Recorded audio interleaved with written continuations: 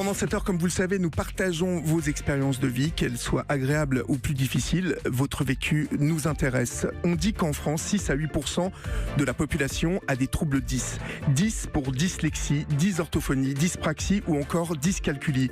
Il en existe 6 de répertoriés pour l'instant. Tous affectent l'apprentissage, la lecture, le langage, l'orthographe, mais aussi le corps. La plupart des enfants atteints de troubles 10 peinent à avoir une scolarité normale, d'autant qu'ils peuvent aussi provoquer un déséquilibre psycho-affectif compliquant la relation à l'autre. Comme le rappelle la Fédération française des troubles 10, ceux-ci sont innés mais peuvent parfois être provoqués par des traumatismes physiques aussi. Comment fonctionne le cerveau des personnes 10 ? Comment prendre en charge ceux qui souffrent de troubles 10 ? La France est-elle suffisamment préparée et formée ? Les troubles 10, comment vivre avec cette différence ? C'est notre sujet d'aujourd'hui sur Europe 1. Nous attendons vos témoignages, vos histoires. Nous sommes là pour vous écouter. Vous composez le 3921, le standard d'Europe 1, 3921, 50 centimes la minute. Vous nous laissez un message sur Twitter si vous le souhaitez avec le hashtag Europe 1 ou via le groupe de l'émission sur la page Facebook d'Europe 1. 15h, 16h, partageons nos expériences de vie avec Olivier Delacroix sur Europe 1. Et nous accueillons Françoise sur l'antenne d'Europe 1. Bonjour Françoise. Bonjour Olivier. Quel âge avez-vous et d'où nous appelez-vous ? Alors j'ai 46 ans et je vous appelle d'un petit village en Moselle, Saint-Louis-les-Bitches. D'accord. Alors Françoise, vous êtes la maman de 2 enfants qui ont des troubles 10. Mais avant de parler d'eux, intéressons-nous à vous car vous êtes vous-même dyslexique et dysorthographique. Pouvez-vous nous dire ce que sont ces 2 troubles déjà ?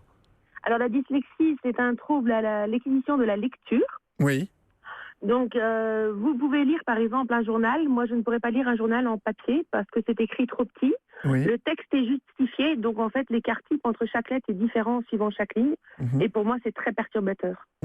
Par exemple, en fait, moi je pense que je souffre un peu de dyslexie. Donc en fait, vous voyez, j'ai par exemple lu au début de cette émission physique, en fait, et j'ai dit psychique, parce que j'ai vu psychique. Est-ce que c'est ça, un trouble ? On voit un mot à la place d'un autre ? On peut voir un mot à la place d'un autre parce qu'on fait un balayage trop rapide, en fait. Oui. On fait des inversions syllabiques, on peut faire des inversions phonologiques. On peut lire une syllabe qui est dans la ligne du dessus avec un mot qui est dans la ligne du dessous, donc on fabrique un mot qui n'existe pas. Oui. Donc c'est un peu plus compliqué, mais ça, ce sont les orthophonistes en fait qui dépistent les dyslexies. Alors, comme moi, vous êtes né dans les années 70 et vous dites qu'à l'époque, ces maladies n'étaient pas du tout reconnues et que finalement, on ne diagnostiquait pas ces maladies. Alors non, et puis on était en fait le bout en train de la classe, parce que quand on nous faisait lire à voix haute, forcément, on lisait un peu tout et n'importe quoi. Oui. Quand on faisait des dictées, en général, on montrait ma copie en disant elle a gagné le record, elle a fait moins 36 fautes au lieu de moins 43, par exemple. Donc oui, l'estime de soi en prend un sacré coup. Ce qui faisait de vous, finalement, une enfant différente aux yeux des autres ? Oui, c'est ça, mais je compensais mes mauvaises notes, on va dire, de français par mon côté bout en train et j'en rigolais avec les autres. Donc vous n'en souffriez pas trop ? Non, non. À quel moment avez-vous été diagnostiqué ? Alors plus ou moins vers la fin de la primaire. Oui. J'ai pas vraiment été pris en charge et je n'ai eu droit à des adaptations pour mes examens qu'une fois que je suis partie en Angleterre faire un bachelor degree. En France, je n'ai eu aucune adaptation que ce soit.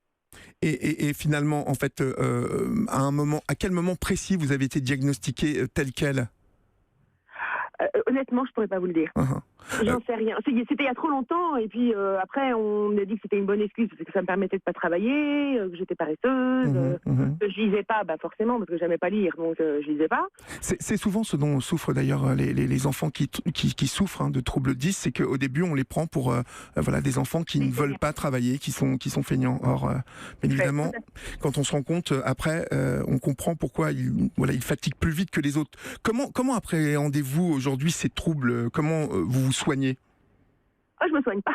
D'accord. J'adapte. En fait, on est 10, on meurt 10. Ça se soigne pas, il n'y a pas de pilule miracle ni rien du tout. Il faut trouver des moyens de compensation. Donc, si j'ai envie de lire un article de journal, j'irai l'acheter en ligne pour pouvoir l'adapter comme je veux sur un écran.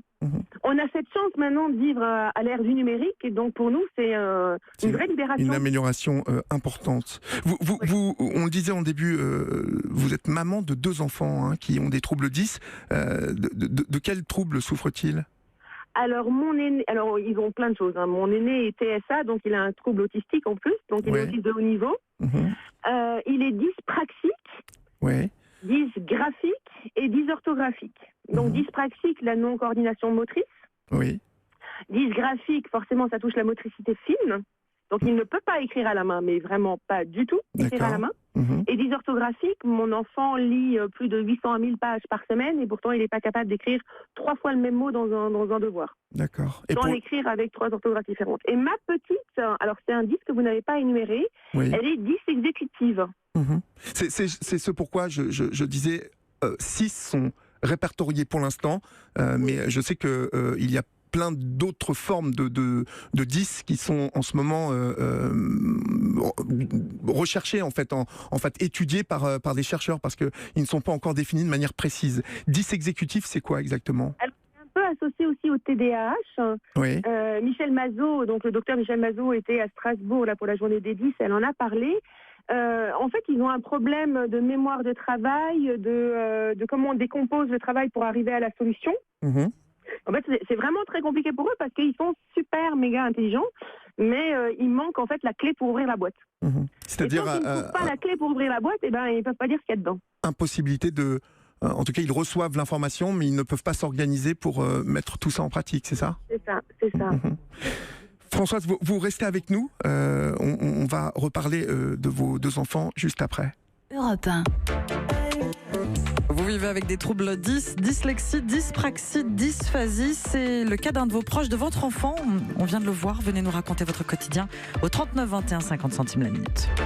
Olivier Delacroix sur Europe 1. Parlons des troubles de l'apprentissage, des troubles dyslexie, dysphasie, dyspraxie. Quel est votre parcours, celui d'un de vos proches? On vous attend au 39 21. Vous êtes avec Olivier Delacroix. Et nous sommes toujours avec Françoise qui nous expliquait il y a quelques instants souffrir de troubles 10 et puis s'est aperçu que ses 2 enfants souffraient eux-mêmes de troubles 10. Ces 2 enfants, Françoise, comment les accompagnez-vous au quotidien ? Alors, autant on est prof à domicile pour les aider, on est parents comme tout le monde pour tout le reste, on doit être en même temps administrateur parce qu'on doit s'occuper d'énormément de papiers, de démarches administratives très contraignantes. Oui. On doit connaître la loi pour monter les dossiers MDPH. Donc ça, c'est assez compliqué et il faut être là en fait pour eux, ne pas les étouffer, mais les encourager. La MDPH les suit parce que je sais que c'est assez... vous savez, ça n'est pas partout en France la même chose. Je rappelle que la MDPH est la maison du handicap et en fait il y a des départements où la MDPH prend en charge certains troubles et puis d'autres, on ne sait pas pourquoi, les enfants ne sont pas pris en charge. C'est ça le pire, c'est que c'est un trouble qui touche tout le monde. Et suivant qu'on vit dans le nord ou dans le sud, à l'est ou à l'ouest, les démarches ne seront pas les mêmes, les notifications que les enfants auront ne seront pas les mêmes. Même pour les aménagements aux examens, ça ne sera pas pareil, il y a une inégalité phénoménale. Il n'y a aucune décision qui a été nationalisée. Donc les prises en charge, les aides, nos enfants, ils ont besoin par exemple d'ergothérapie. L'ergothérapie n'est pas remboursée. Et c'est cher en plus. Et faire un bilan, c'est horriblement cher. Quelles difficultés rencontrent vos enfants aujourd'hui à cause de ces troubles 10 ? Parce qu'on le disait en début, ça affecte le rapport à l'autre. Est-ce que ces 2 enfants souffrent de cela ? Alors, surtout ma fille. Ma fille a une mauvaise estime d'elle qui est phénoménale. Elle est toujours en train de dire qu'elle est mauvaise, qu'elle sait rien faire, qu'elle sert à rien.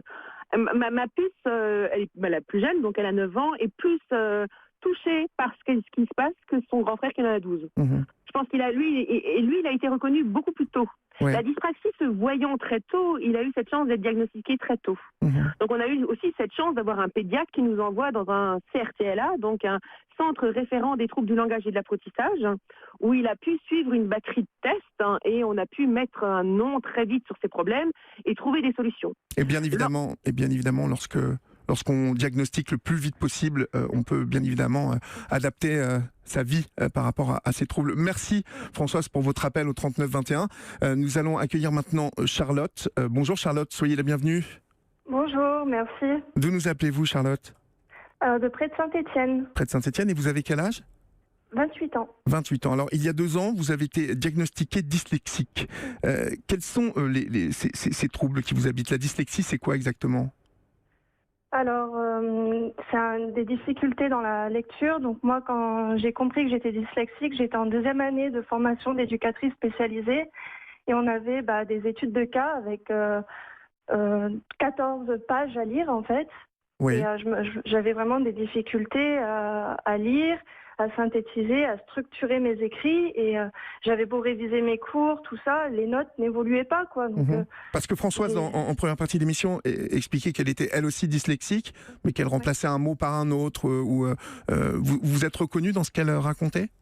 Oui, tout à fait. Par exemple, je peux confondre des mots. Au lieu de dire troc, je vais dire croc. Ouais. Vraiment, je vais vraiment confondre plusieurs mots. Il va y avoir, par exemple, j'en avais noté certains. Une personne lambda, je vais dire lambda. Oui. Le mot amaché, je vais l'écrire émaché, amoché. Je vais vraiment confondre les lettres, mal les placer. Enfin, c'est vraiment compliqué. Et dans la lecture, il faut vraiment déchiffrer. Et ça prend énormément de temps et de fatigue, en fait. Et ce qui impacte clairement votre compréhension par rapport à un texte, par exemple, je suppose que ça vous a handicapé. Qu'est-ce qui vous a poussé à consulter, puisque ce n'est qu'à 26 ans que vous avez été diagnostiqué ? Alors, je travaillais en apprentissage dans une maison d'enfants où du coup j'accompagnais des enfants qui étaient placés par le juge et qui avaient aussi des difficultés à l'école. Donc quand je faisais les devoirs avec eux, je me reconnaissais dans leurs difficultés en fait. Et certains enfants étaient suivis par une orthophoniste. Donc quand j'ai allé faire les bilans avec l'orthophoniste, j'avais l'impression qu'elle me décrivait.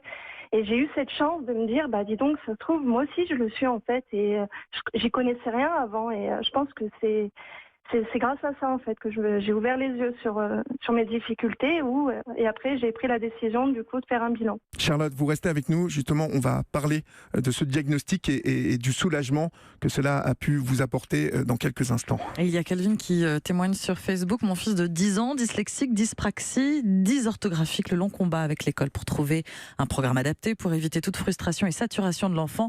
Long combat aussi avec les professionnels psychomotriciennes, orthophonistes, ergothérapeutes. Europe 1. Vous reconnaissez dans les témoignages de Charlotte, Françoise, qu'on a entendu, de Kelvin. Vous avez envie de témoigner aussi au 3921. N'hésitez pas, vous êtes atteint de troubles 10.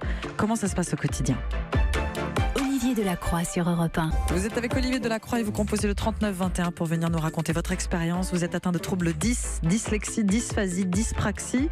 C'est le cas d'un proche de votre enfant. Écrivez-nous, réagissez également sur Twitter, #Europe 1. Et nous sommes toujours avec Charlotte qui n'a été diagnostiquée qu'à l'âge de 26 ans. En fait, ça a été un soulagement pour vous, Charlotte, de savoir que vous étiez dyslexique. Oui, tout à fait, parce que je suis passée entre les mailles du filet toute ma scolarité. Oui. Et le fait de savoir, de mettre des mots sur mes difficultés, je me suis dit je suis pas bête en fait, c'est un handicap quoi. J'ai pas un retard mental ou voilà, parce que souvent je me cachais sur le fait que je suis blonde en fait. Donc quand je faisais des erreurs, que ce soit à l'école ou quoi, je disais c'est bon, je suis blonde. C'était bête, je me disais maintenant avec le recul. Et puis toutes ces humiliations aussi à l'école, tout ce que j'ai pu subir. C'est ce que j'allais vous demander justement, parce qu'on sait que les enfants sont extrêmement violents les uns avec les autres et aucune pitié. Et vous avez eu droit à des remarques très blessantes ?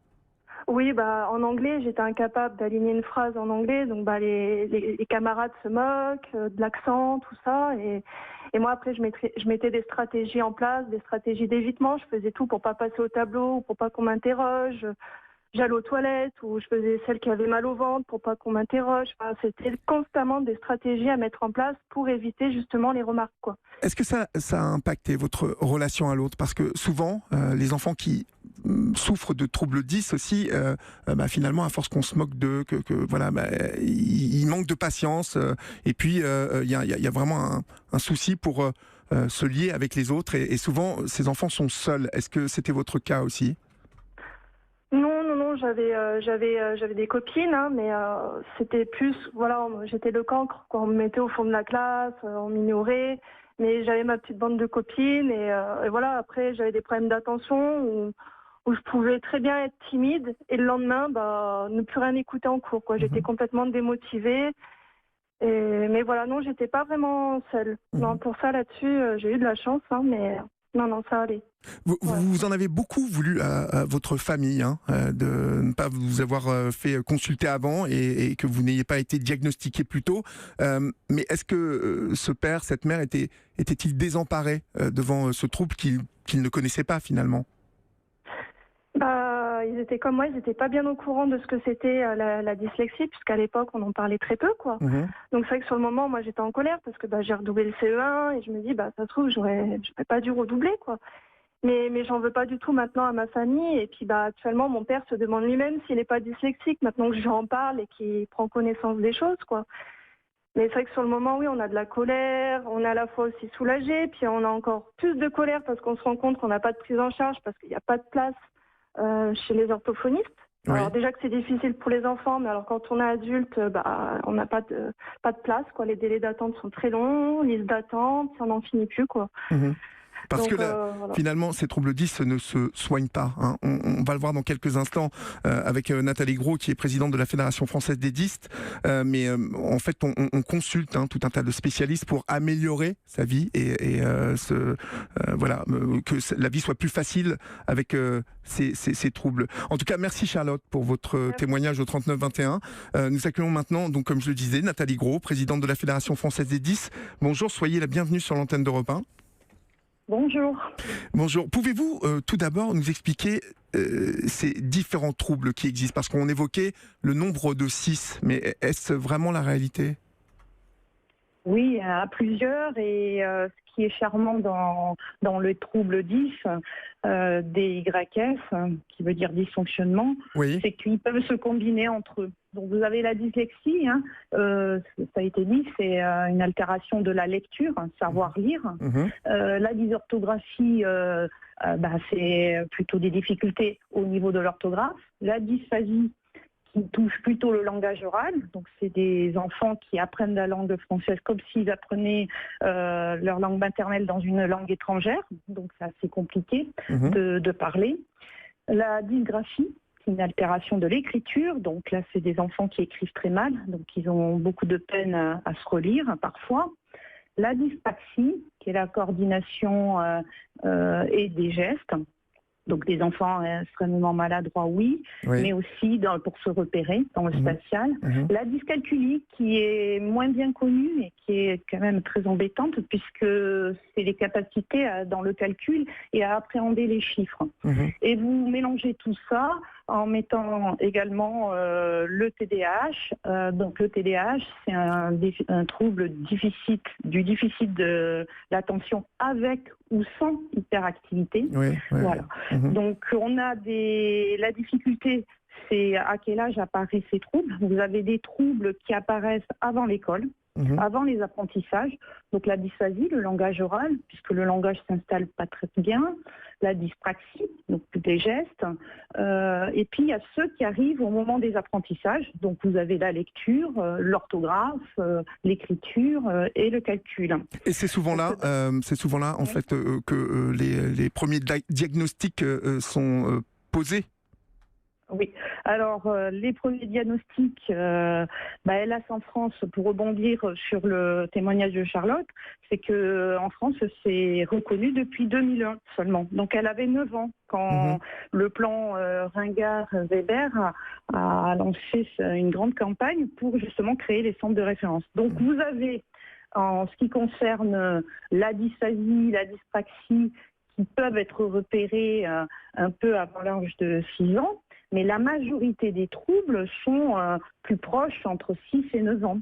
Nathalie Gros, restez en ligne avec nous. Je rappelle que vous êtes présidente de la Fédération française des dystes et nous continuerons à évoluer, à parler de ces troubles 10 dans quelques instants. Et vous êtes nombreux à réagir et à témoigner, notamment sur le groupe de l'émission, sur la page Facebook d'Europe 1. Alors je me permets de lire que des extraits de vos messages.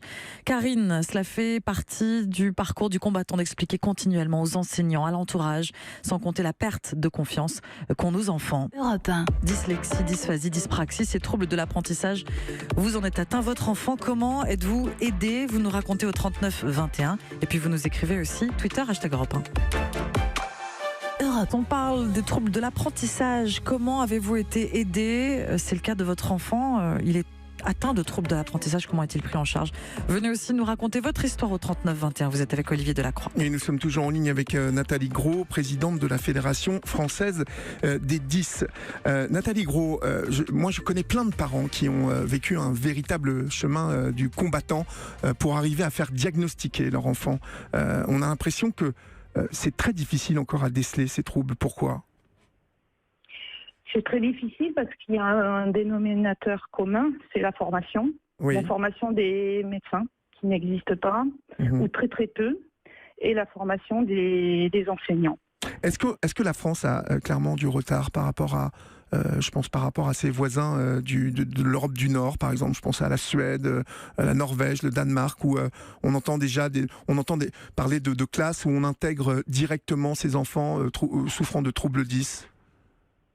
La France a du retard dans la prévention, c'est-à-dire que dans le dépistage, tout est très long, puisque en fait c'est mal connu. Les enseignants ne sont pas formés à ces troubles-là, donc ils les dépistent, ils les repèrent avec les parents. Il faut savoir que 6 fois sur 10, les parents ont détecté qu'il y avait un problème. Ensuite, il y a les enseignants, bien évidemment, mais c'est tellement long à mettre en place. Ce qui est difficile, c'est de poser le diagnostic. La démarche de diagnostic, pourquoi ? Parce que, comme disait Françoise dans le premier témoignage, c'est que les neuropsychologues, les ergothérapeutes, les psychomotriciens ne sont pas remboursés. Donc, si vous voulez réaliser un bilan, il faut que vous engagez une dépense et un reste à charge qui peut être de l'ordre de 1 000 €. Et ce qui n'est pas à la portée de tout le monde, on est d'accord. Mais lorsqu'on voit que 6 à 8% de la population est touchée, on parle d'un problème assez grave, non ? Oui, 1 million d'élèves. On compte 1 million d'élèves, 8%, entre le premier degré et le deuxième degré. Seulement 52 000 élèves ont une reconnaissance de situation de handicap en ce qui concerne les troubles 10. Alors, ça fait très très peu. Donc la reconnaissance, on le voit à travers la mise en place de projets personnalisés de scolarisation. Il y a également d'autres plans qui sont mis en place, mais on ne connaît pas les chiffres. Une question, Nathalie Gros de Twitter, #Europe1 de Leslov, qui nous demande si les troubles 10 peuvent être héréditaires, ou est-ce que c'est suite à un choc émotionnel, physique, psychique ou autre, en gros l'origine des troubles? Alors, la première chose, c'est que l'ensemble des troubles 10 rentre dans une définition des troubles neurodéveloppementaux. Donc, qui dit troubles neurodéveloppementaux, c'est pas un trouble acquis, c'est-à-dire que c'est dans le développement de l'enfant, c'est pas psychique, c'est pas physique, le cerveau fonctionne bien. Et donc, ça se voit pas dans les IRM, il n'y a pas de lésion particulière. Donc, du coup, c'est ça qui rend compliqué les choses. Et en quoi peuvent-ils provoquer un déséquilibre psycho-affectif, parce qu'on parle des difficultés dans l'apprentissage, mais d'un point de vue psycho-affectif? Alors là, finalement, on parle actuellement, c'est à la mode, on parle de l'inclusion. C'est-à-dire que quand vous avez quelque chose qui est différent, si l'environnement n'est pas au courant, n'est pas bienveillant, on vous écarte. Donc ce que vivent les jeunes élèves 10, c'est un peu la discrimination tout court. C'est-à-dire qu'on se moque d'eux.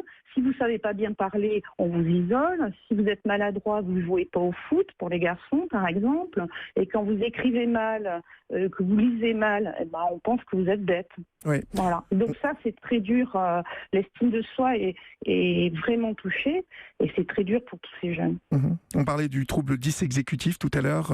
C'était notre deuxième témoin qui parlait du trouble de Charlotte et qui voyait sa fille avoir des problèmes de concentration et avoir du mal à prendre une information et à s'organiser. Ces enfants souffrent clairement du regard des autres et sont souvent exclus et souffrent. Donc, et quand les enfants souffrent, les parents souffrent. Vous restez en ligne avec nous, Nathalie Gros. Je rappelle que vous êtes présidente de la Fédération française des 10. Dans un instant, nous serons avec Alexandra. Elle est la mère d'un jeune garçon de 18 ans qui est dyspraxique. Et vos messages et témoignages vont dans le même sens sur le groupe de l'émission, sur la page Facebook d'Europe 1. Olivier, vous parliez tout à l'heure de parcours du combattant. Céline qui nous dit, malgré une alerte de la Haute Autorité de la Santé de 2015 sur l'importance d'une prise en charge précoce, nous nous heurtons à des délais de prise en charge de 2 ans environ. Les troubles de l'apprentissage, de la lecture, de l'écriture, du langage. C'est votre histoire. Venez discuter avec Olivier Delacroix au 39 21. 15h, 16h, partageons nos expériences de vie avec Olivier Delacroix sur Europe 1. Des accros de lecture, des mots mal orthographiés, des calculs impossibles à faire. Comment vivez-vous avec des troubles 10, les troubles de l'apprentissage? Venez discuter avec Olivier Delacroix sur Europe 1 au 39 21.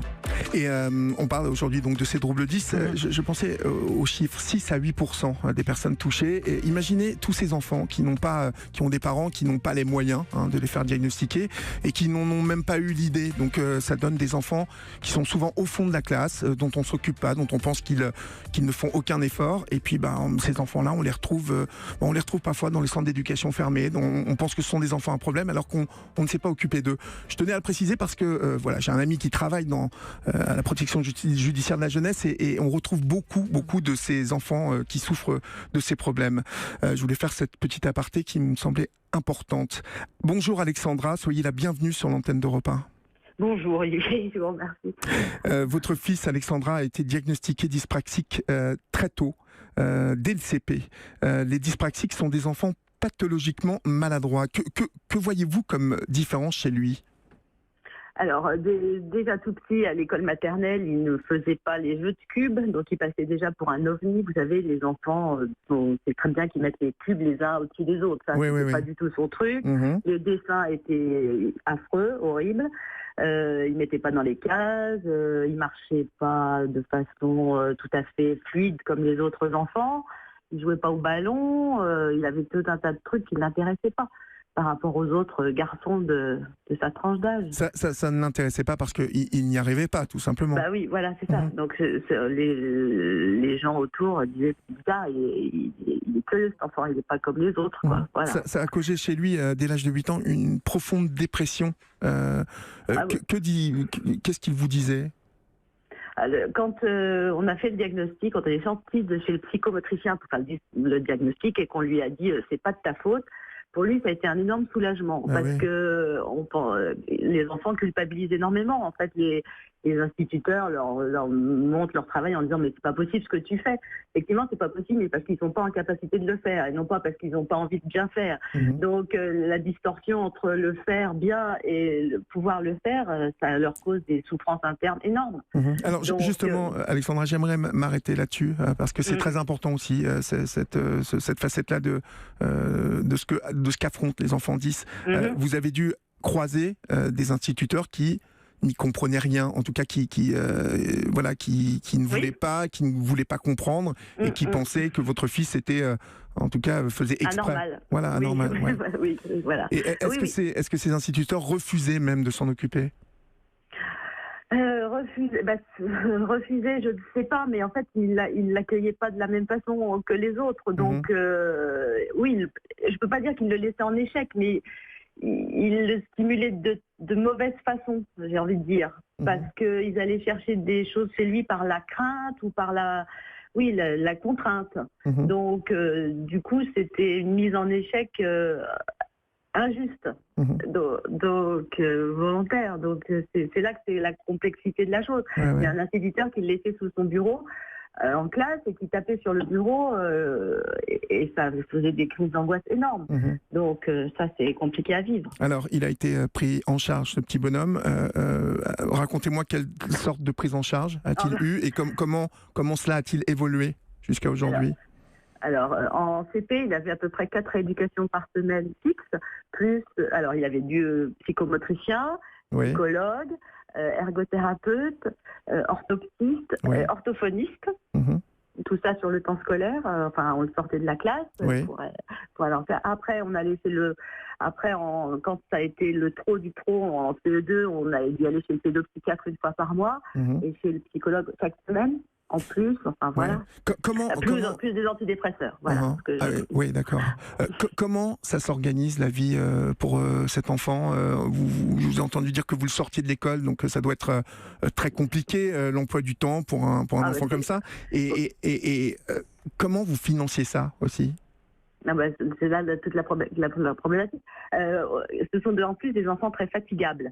Donc, on ne peut pas leur faire les rééducations en dehors, après l'école, parce que ça rajoute encore de la fatigue à leur journée de travail pour eux, beaucoup plus importante que les autres.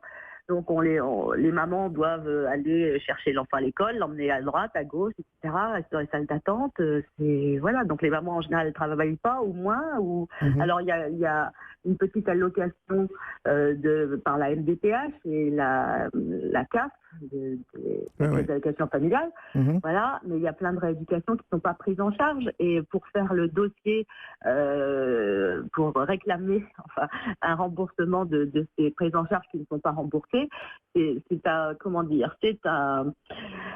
parcours du combattant. C'est un parcours du combattant. Et je pense qu'il y a plein de gens. Moi, là, je suis très intimidée, donc je bafouille un peu, mais dans la vraie vie, je suis un peu dégourdie, on va dire. Ouais. Donc, je sais faire ce genre de dossier, je sais le remplir, mais j'ai souvent pensé aux mamans qui sont moins dégourdies, je reprends le terme, pour faire ça. Et c'est hyper complexe parce qu'il faut répéter sans cesse. On nous demande de faire un projet de vie pour son enfant. Alors, l'usine à gaz, le projet de vie, votre enfant, il est en CE1, il a 7 ans, il est malheureux.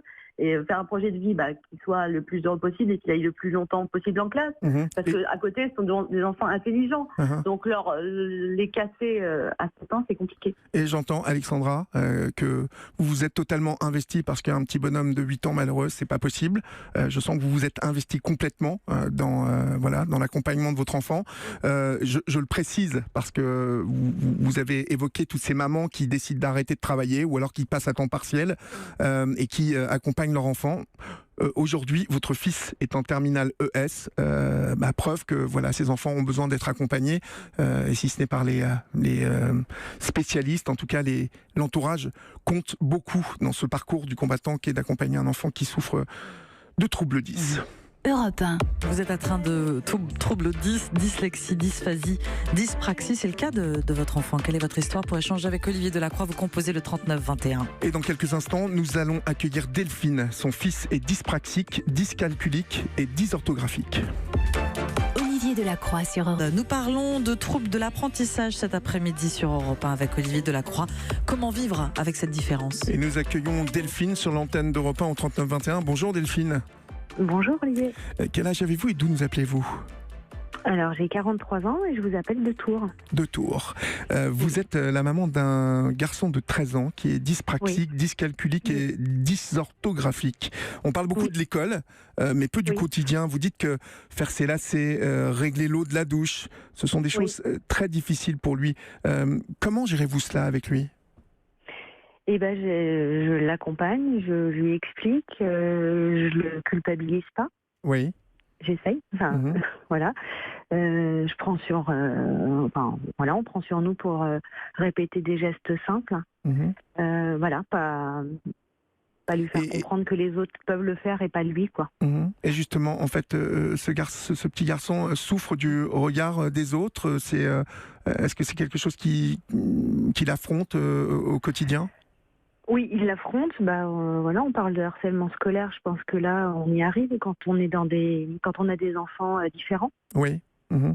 Le regard des autres, le regard des camarades dans la cour est compliqué. Le regard des autres qui est sans la moindre compassion, j'ai l'impression, quoi. Vraiment, chez les enfants, il y a un truc, de la compassion, ça n'existe pas. D'une grande violence, exactement. Pas de compassion, c'est-à-dire, on n'aide pas, mais on juge, on se moque. Il est tout seul, votre petit garçon. Il a quelques copains ou c'est compliqué? C'est compliqué. Il en a quelques-uns. Il a quelques enfants bienveillants autour de lui, mais finalement, il y en a peu. Il est rarement invité. Il n'est pas invité aux anniversaires. Ce qu'on peut rencontrer avec un autre enfant traditionnel. Voilà. Il n'y a pas d'invitation. Et ça, il en souffre, mais vous en souffrez aussi? Oui, évidemment, on en souffre pour lui, parce qu'on aimerait bien qu'il ait la même vie sociale que les autres. Et puis, quand on arrive à lui organiser quelque chose, il y a un grand bonheur dans ses yeux, quoi. Alors, il est par contre très entouré d'adultes et il a un relationnel beaucoup plus simple avec les adultes qu'il ne juge pas. Beaucoup plus simple avec les adultes et normal, j'ai envie de dire, non? parce que finalement, lorsqu'il est en confiance, cet enfant, eh bien, tout va bien avec les adultes. Bien sûr, tout va bien. Oui. Qu'il est d'une grande maturité affective, donc finalement, il arrive mieux à dialoguer avec des adultes qu'avec des enfants. Que reprochez-vous à la prise en charge des enfants atteints de troubles 10 aujourd'hui ? Ah bah tout. Ils sont pas. Alors Gabriel est maintenant dans une classe Ulysse, qui l'a accueilli en 6e. Jusque-là, toute la primaire avec son papa, nous nous sommes battus pour qu'il reste dans une école, dans une scolarité traditionnelle avec une AVS. Oui. À plusieurs reprises, on nous a demandé de le déscolariser parce que c'était pas simple pour les autres enfants de la classe. Ce qu'on a toujours refusé. On estimait que c'était pas à Gabriel d'être déscolarisé, ni à nous de faire l'éducation, ou comme quand il était harcelé dans la cour, en fait, on l'isolait. Oui. C'est lui qu'on isolait, c'était pas les autres enfants.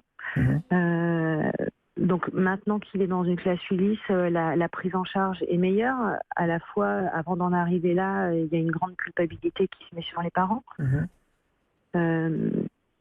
Et la classe Ulysse étant peut-être le meilleur de ce que vous avez trouvé, mais n'étant pas complètement ce qu'il y a de meilleur tout de même. Puisque je pense que la classe Ulysse, il y a beaucoup d'autres handicaps dans cette classe Ulysse. Oui, alors à la fois, ça lui permet aussi de comprendre le handicap, d'accepter le handicap des autres, parce que dans cette classe, ils n'ont pas tous le même handicap. Voilà. Ça lui permet aussi d'accepter le handicap des autres. À la fois, j'imagine que pour l'enseignante, ça n'est pas simple d'avoir affaire à tous ces handicaps différents. Alors, c'est bien pour lui parce que la prise en charge, il est reconnu en tant qu'enfant qui a des difficultés d'apprentissage. Il n'est pas obligé de suivre une masse ou de se retrouver et d'être en difficulté encore plus. L'avantage de ces classes, c'est malgré tout qu'ils apprennent l'essentiel. Et c'est bien mieux déjà qu'au moins ils se sentent entourés d'enfants qui souffrent d'autres choses et qui ne se sentent pas seuls. Merci beaucoup pour votre témoignage, Delphine. Merci aussi à Françoise, à Charlotte, à Nathalie Gros, présidente de la Fédération française des 10. Merci à Alexandra de nous avoir appelés. C'est la fin de cette émission. Grâce à vos témoignages, nous en savons un peu plus sur ces troubles 10 qui concerneraient presque 8% de la population française. Ces troubles sont multiples mais surtout difficiles à déceler. Nous l'avons vu avec le témoignage de Charlotte qui a su à l'âge de 26 ans qu'elle était dyslexique. Pour pouvoir mettre un mot sur ces troubles, il faut consulter et ça soulage, mais ça permet surtout que ces troubles 10 soient pris en charge. Il faut apprendre à vivre avec. Il existe aujourd'hui des structures qui peuvent vous aider à vous orienter vers les meilleurs médecins et établissements pour vous ou pour vos enfants. N'hésitez pas à vous tourner vers la Fédération française des 10 pour en savoir plus. Vous pouvez continuer à en discuter sur notre page Facebook et sur les réseaux sociaux. Oui, vous avez été très nombreux à réagir. On n'a pas pu lire, hélas, tous vos messages à l'antenne. Donc on vous invite à poursuivre cette émission via le groupe de l'émission sur la page Facebook d'Europe.